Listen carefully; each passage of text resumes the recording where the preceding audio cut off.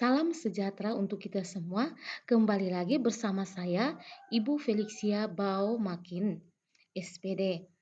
Ah, saya mengajar di SMA Negeri Buraga. Baik anak-anak, kita kembali lagi ke mata pelajaran sejarah.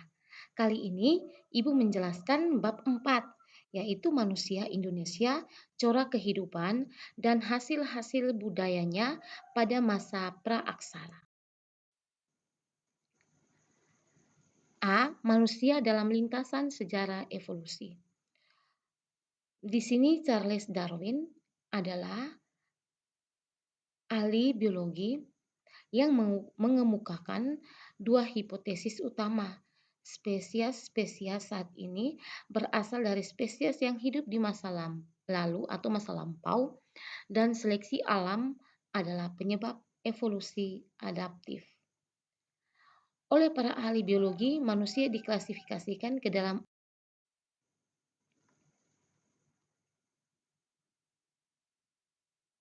manusia dalam lintasan sejarah evolusi. Evolusi biologis manusia purba. Sekitar 4 juta tahun yang lalu muncul Hominide pertama yang kemudian lebih dikenal dengan nama Australopithecus. Jenis Hominide ini memiliki ciri-ciri yang sangat mirip dengan manusia modern. Meskipun batas pinggang ke atas masih sangat menyerupai kera, manusia dalam lintasan sejarah evolusi. Persebaran manusia purba. Homo sapiens atau manusia modern muncul sekitar 200.000 tahun lalu di Afrika.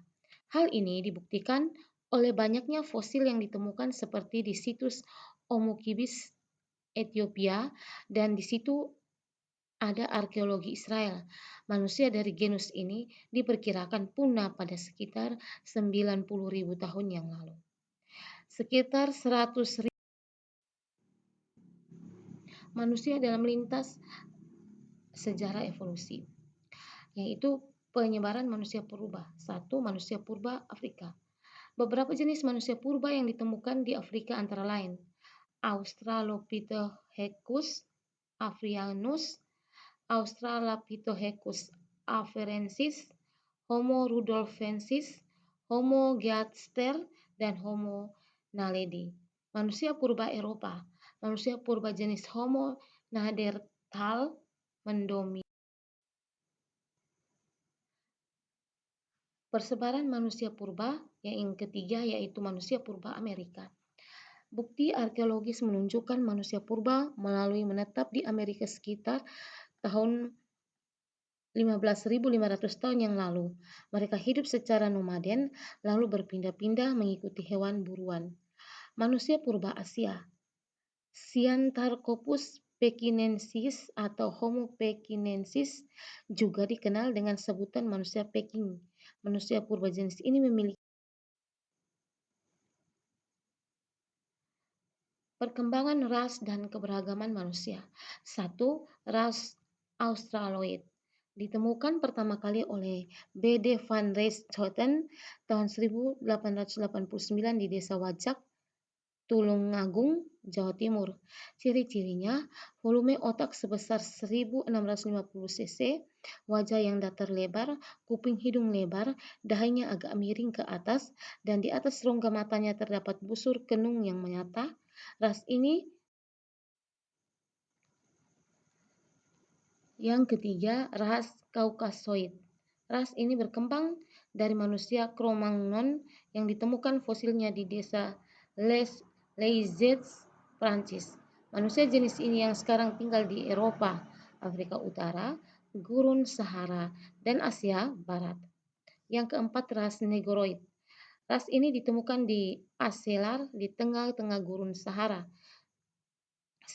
sebelah timur Timbuktu, yaitu Homo sapiens. Perkembangan ras dan keberagaman manusia. Dari 4 jenis ras manusia inilah, manusia berevolusi dalam beragam perkembangan fisik dan sifat yang mempengaruhi lingkungan. Masih ada ras lain yang tidak dapat diklasifikasikan di dalam keempat ras pokok tersebut. Mereka adalah orang Bushaman, penduduk asli gurun Kalahari di Afrika Selatan, orang Wet'suwet'en, penduduk asli pedalaman Sri Lanka, dan orang Ainu, penduduk. Corak kehidupan dan hasil budaya manusia masa praaksara di Indonesia. Baik anak-anak, berdasarkan corak kehidupannya, periodisasi masyarakat Indonesia dapat dibedakan menjadi tiga, yakni pada masa berburu, mengumpulkan makanan, masa bercocok tanam, dan masa perundagian. Masa megalitikum tidak termasuk periodisasi tersebut.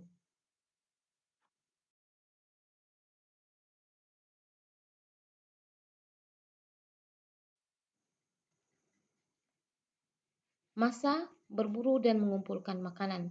Berdasarkan hasil kebudayaan dapat dibedakan menjadi dua, yaitu Paleolitikum dan Mesolitikum.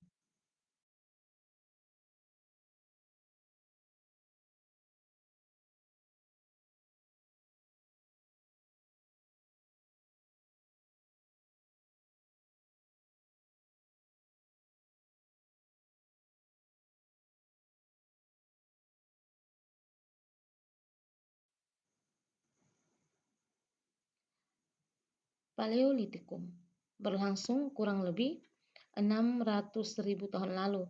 Manusia purba jenis Meganthropus dan Pithecanthropus hidup nomaden dan berkelompok dengan jumlah 10-15 orang dan telah mengenal konsep primus inter parens.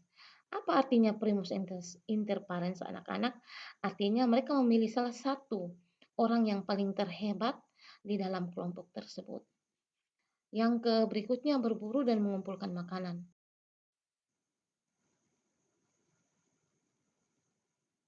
Asal-usul manusia purba dan keadaan alamnya. 1. Tenaga endogen. 2. Tenaga eksogen. 3. Perubahan iklim. 4. Letusan gunung berapi.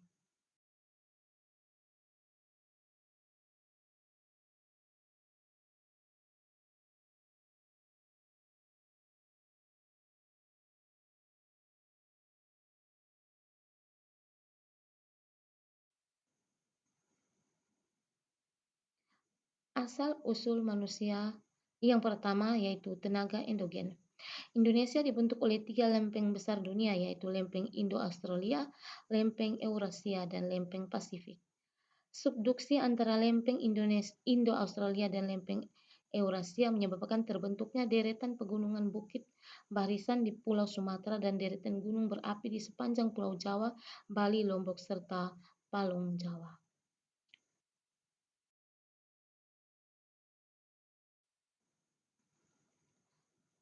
Asal-usul manusia purba dalam keadaan alam yang kedua yaitu tenaga eksogen.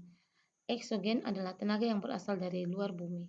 Secara umum, tenaga eksogen berasal dari 3, atmosfer, yaitu perubahan suhu dan angin, air, yaitu berupa aliran air siraman hujan, hempasan gelombang laut, gletser, dan sebagainya.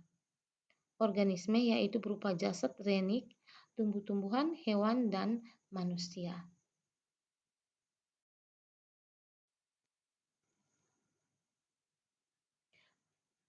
Yang ketiga, perubahan iklim. Perubahan iklim merupakan turunnya permukaan laut sekitar 60-70 meter di bawah permukaan laut. Pada kala Pleistosen, bagian barat kepulauan Indonesia terhubung dengan daratan Asia Tenggara, sedangkan bagian timur seperti Pulau Papua dan sekitarnya pernah terhubung dengan daratan Australia. Daratan di wilayah barat yang menghubungkan Indonesia dengan daratan Asia Tenggara kemudian disebut paparan Sunda, sedangkan yang daratan yang menghubungkan Pulau Papua dengan Australia yang Yang keempat, letusan gunung berapi. Keadaan alam yang belum stabil tampak dari adanya letusan gunung api. Lempeng tektonik berupa massa batuan yang sangat besar sehingga energinya besar pula. Lempeng-lempeng yang terus bergerak ini pada suatu saat akan mengalami gesekan atau benturan yang cukup keras.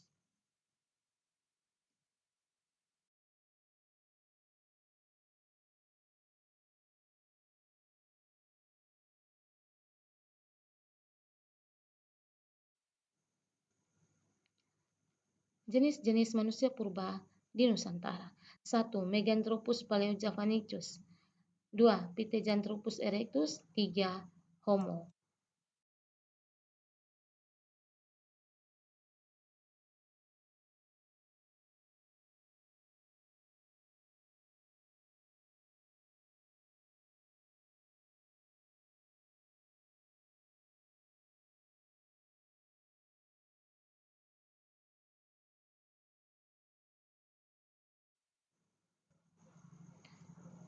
Jenis-jenis manusia purba di Indonesia. 1.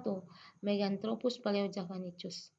Ditemukan oleh G. H. R. von Koenigswald antara tahun 1936 sampai 1941 di Sangiran, Jawa Tengah. Arti manusia ini adalah manusia raksasa dari Jawa. Hasil penelitian lebih lanjut menggolongkan manusia purba ini ke dalam Homo erectus. Ciri-cirinya adalah tulang pipi tebal, otak kunyah kuat, tonjolan kening mencolok, tonjolan belakang tajam, tidak memiliki. Yang kedua, Pithecanthropus erectus ditemukan oleh Eugene de Bois pada tahun 1891 sampai 1892 di Desa Trinil, Ngawi, Jawa Timur. Pithecanthropus ini artinya manusia kera yang mampu berdiri tegak dan lurus. Ciri-cirinya, volume otaknya sekitar 900 cc, tengkoraknya pendek tetapi memanjang di belakang, tulang kening sangat menonjol, tinggi badan berkisar. Homo erectus.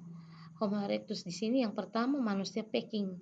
Manusia Peking ini diperkirakan hidup antara 770.000 sampai 230.000 tahun yang lalu. Yang berikutnya Bokan Nariokotomoi diperkirakan hidup pada sekitar 1,5 juta tahun yang lalu. Yang ketiga Pocan Nariokotome. Jenis manusia purba di Nusantara. Yang ketiga itu ya Homo. Temuan fosil manusia modern awal yang paling tua di Indonesia adalah fosil Homo wajaknensis, manusia wajak.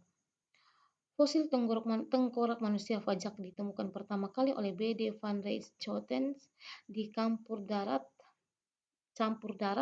Jawa Timur pada tahun 1889. Berikut ini ciri manusianya. Tinggi badannya sekitar 170 cm, volume otaknya. Masuk ke Mesolitikum.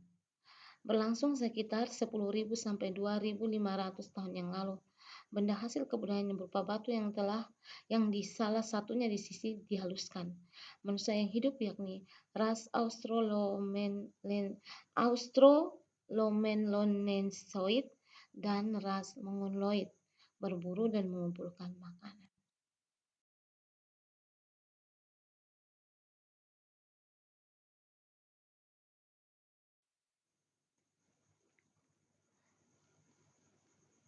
Berikutnya menghasilkan sampah dapur atau Kejoken Mondinger. Mulai mengenal tradisi melukis. Dikenal dengan peradaban Abris Sausrots dan Semi Center. Abris Sausrots artinya dibuktikan dengan pengumpulan sampah-sampah serta tinggal di dalam gua dan dibuktikan dengan tumpukan hasil karang-karang. Masa bercocok tanam. Pada masa ini Nusantara kedatangan bangsa Proto-Melayu yang berasal dari Yunan, wilayah Tiongkok bagian selatan. Mereka membawa tradisi bercocok tanam dan kebudayaan baru yang disebut dengan budaya Neolitik, batu muda.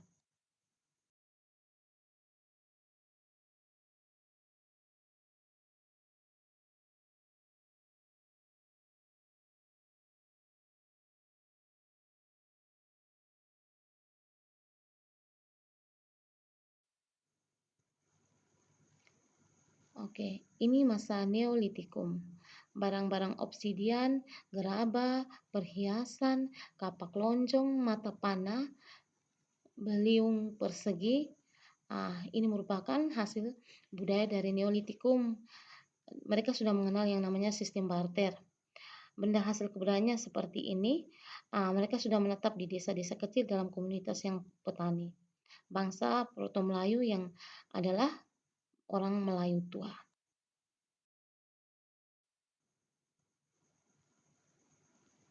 Ya, kita masuk ke masa perundagian atau masa logam.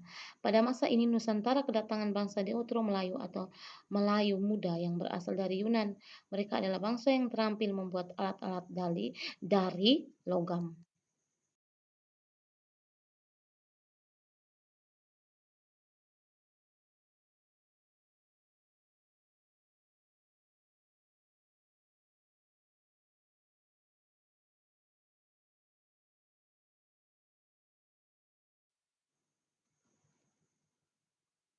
Masa logam dibagi atas masa tembaga, masa perunggu dan besi.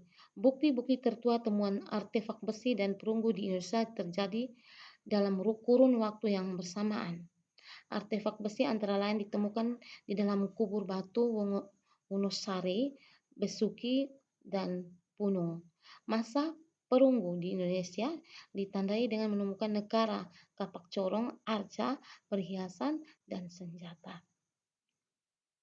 Ya, anak-anak, ya seperti ini anak-anak gambarnya. Ini Heger 1, ini Pejeng. Jadi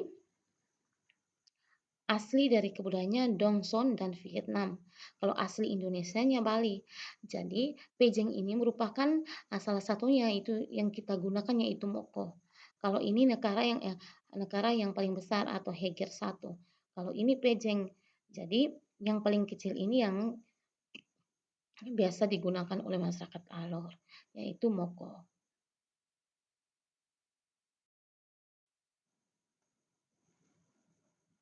Zaman Megalitikum. Masa Megalitikum atau batu besar berbeda dengan masa batu lainnya karena tidak dapat dimasukkan dalam kelompok periodisasi praksara Indonesia. Istilah megalitik berasal dari kata mega yang berarti besar, litos yang berarti batu. Jadi, ciri khas masa ini adalah benda-benda kebudayaan yang berbentuk batu-batu besar yang dibangun dengan tujuan tertentu.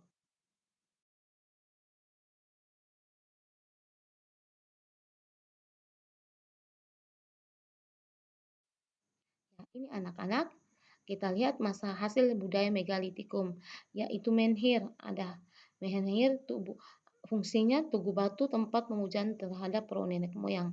Yang berikutnya dolmen, yaitu meja batu tempat meletakkan sesajian. Punden berundak-undak, bangunan tempat pemujaan kepada roh nenek moyang dibuat dalam bentuk bertingkat-tingkat. Waruga, kubur dan makam leluhur yang orang Minang Hasah yang dibuat dari batu dan terdiri dari dua bagian. Yang berikutnya sarkofagus, tempat untuk menyimpan.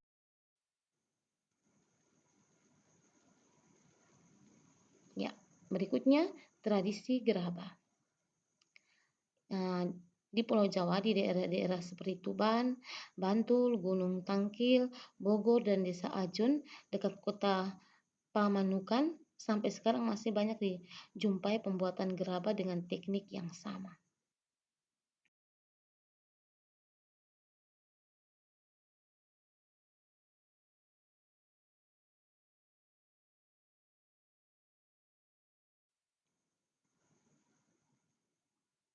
Tradisi megalitikum dan sistem kepercayaan. Dolmen meja untuk meletakkan sesajian masih terdapat di Kampung Tarung, Waitabar, Kabupaten Sumba Barat, Nusa Tenggara Timur. Jadi anak-anak, di Nusa Tenggara Timur ini, khususnya di Pulau Sumba, mereka masih memegang zaman megalitikum, yaitu mereka masih mempercayai batu-batu. Oke, ini masa Neolitikum. Barang-barang obsidian, gerabah, perhiasan, kapak lonjong, mata panah, beliung persegi.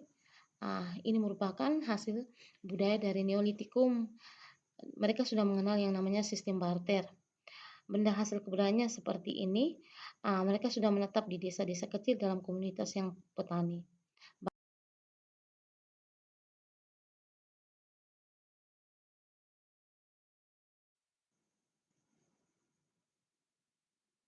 Tradisi bercocok tanam. Sejumlah tradisi bercocok tanam manusia pada masa praaksara yang masih dapat ditemukan dalam kehidupan modern ini antara lain tradisi bercocok tanam yang dilakukan oleh orang-orang Kanekes yang tinggal di wilayah Kabupaten Lebak, Banten yang lebih kita kenal dengan sebutan masyarakat Baduy.